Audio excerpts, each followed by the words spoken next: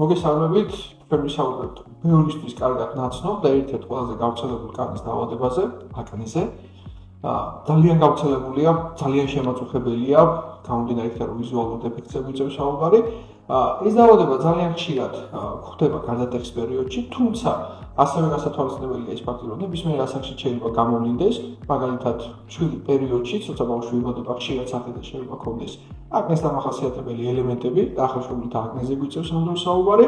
როგორც ვთქვით, ძალიან ხშირი არის გარდატეხის პერიოდში, თუმცა გარდატეხის პერიოდის შემდეგაც არც თუ ისე იშვიათად გვევლინება.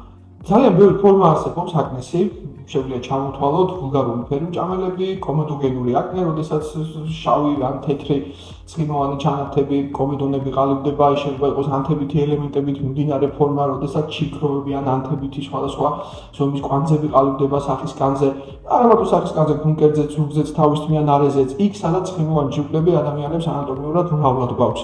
შეიძლება იყოს კონგლომერატული აკნე, როდესაც მოციმუროვანი ქსოვილების ფორმირებით მიმდინარეობს, კისტოზური, კვანძოვანი და ასე შემდეგ.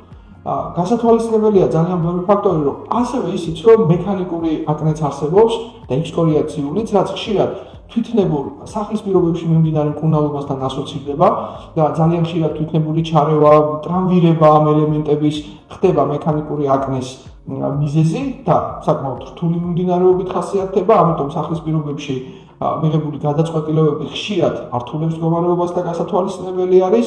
აქვე შეგვიძლია დავძინოთ, რომ წმენდითი პროცედურები თუ არასწორ სტადიაში ხდება ამ პროცედურის გამოყენება, ხშირად მეორადი ინფიცირების, ჩიქროვანი ელემენტების გაზრდის ერთ-ერთი მთავარი შემოქმედია, რაც გამოსავალთან არ ასოცირდება და ხშირად მექანიკურად ამოღებული ცხიმოვანი ჩანართები, კომედონები, ფერმჭამელები მალევე მაქსიმუმ 2 კვირაში თავიანთ ადგილს უბრუნდებიან.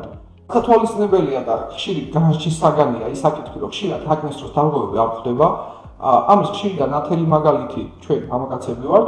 მამაკაცებში მიმდინარე აკნე ძალიან ხშირად არანაირ დარღვევასთან არ ასოცირდება, მდედრობის კეშის, როგორც უკვე ვთქვით, ხშირია ეგეთი შემთხვევები, როდესაც შეიძლება გქონდეს თუნდაც მძიმე რთული ფორმით მიმდინარე აკნე, არ ასოცირდებოდეს ჰორმონალურ დარღვევებთან. ასევე გასათვალისწინებელია ის საკითხი, რომ არის შემთხვევები, როდესაც ჰორმონალური დარღვევების ფონზე ცვლილდება, შეიძლება იყოს მდედრობის კეში, პოლიკისტოზური საკვეცხის სინდრომი, სხვა ჭავთმიანობა და ასე შემდგომ. თუმცა ასევე ხშირია შემთხვევები, როდესაც დარღვევების გარეშე აქვს ამ დაავადებას მსვლელობა.